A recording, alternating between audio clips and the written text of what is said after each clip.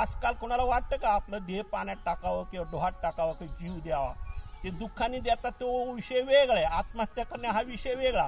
पण इथं परमेश्वरासाठी स्त्रियाच नाही, पुरुषांनी सुद्धा देह टाकलेला आहे. माधव भक्तांनी काय केलंय? आपल्या स्वामींची भेट नाही झाली तर त्यांनी डोहात उडी टाकून आपला स्वतःचा अंत केला. तिथे ब्राह्मण लोक चेष्टा करायला लागली. ते म्हणजे अरे पुरुष पुरुषाला आकर्षित, पुरुष स्त्रीला आकर्षित होईल किंवा स्त्री पुरुषाला आकर्षित होईल, पण हा मनुष्य मनुष्याला कसा काय आकर्षित झाला? ते ज्ञान नाही ना. मग ज्या वेळेस ते स्वामीने सांगायला लागले की आमच्याकडनं अशी वाईट घटना घडली, आम्ही एका महात्म्याला असं तुमच्याबद्दल खोटं बोललो आणि त्यांनी लगेच आत्महत्या केली, आता ह्याचं प्रायश्चित कसं काय करायचं? मग देव म्हणजे ठीक आहे, निदान तुम्ही सांगायला आले ना, आता तुम्ही काय करा, हे फावडं टिकाव घ्या, खड्डा खाना आणि त्यांचा तिथे निक्षेप करा, हेच तुमचं प्रायश्चित आहे ना. ते ह्या पापासारखं दुसरं कुठं पापच नाही, तर असं पुढं कधी कार्य करू नका. म्हणजे जीवकांना काय घडेल ते सांगता येत नाही.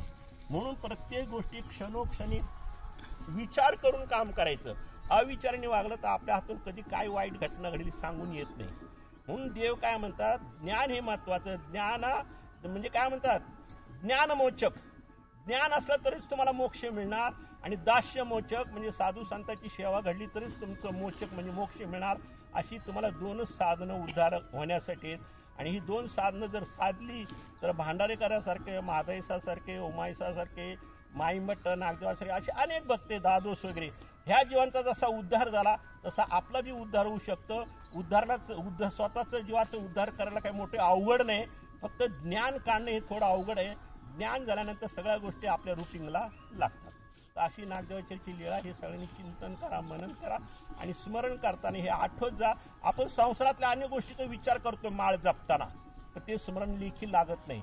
ज्यावेळी परमेश्वराचं तुम्ही चिंतन करताल, परमेश्वराच्या लीळा आठवताल, भक्तांचे लीळा आठवताल आणि स्मरण करताल, त्यावेळेला तुमचे ते स्मरण लेखी लागते, म्हणजे त्याचं पुण्य मिळतं. आणि तसं जर केलं तर ते स्मरण आपलं विलयाला जाते, म्हणजे वाया जाते, त्याचा आपला काही उपयोग होत नाही.